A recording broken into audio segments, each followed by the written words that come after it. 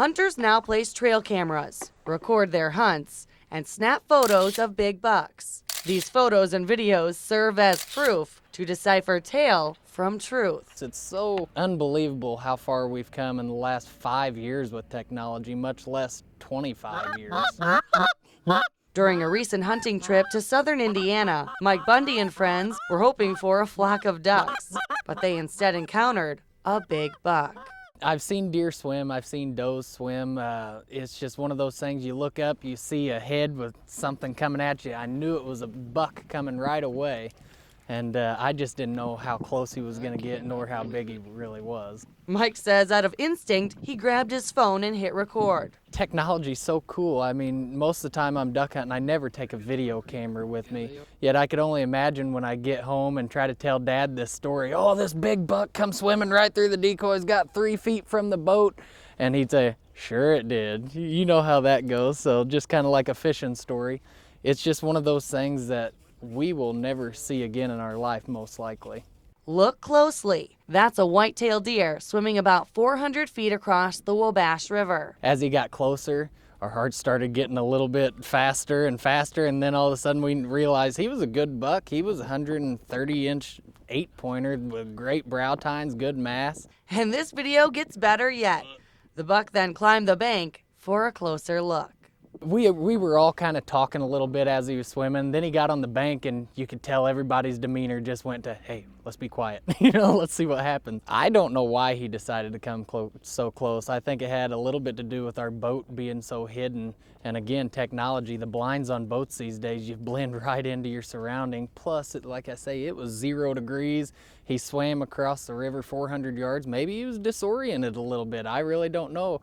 You can see in the video when he gets up on the bank and then he shakes off, he falls down. So maybe he was tired, or who knows, maybe he just wanted to see what we were cooking in the blind.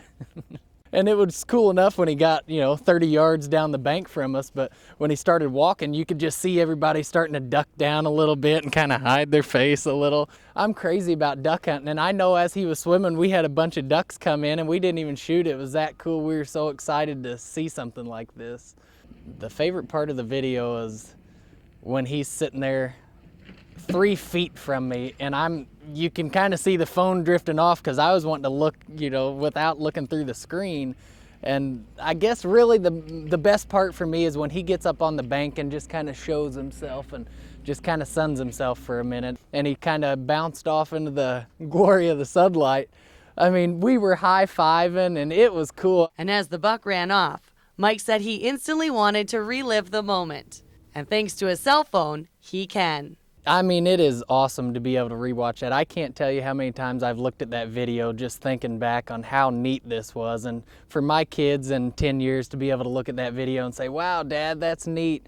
They may never get to witness anything like that. But every time you're in the outdoors, it seems like it never fails that God's creation always surprises you.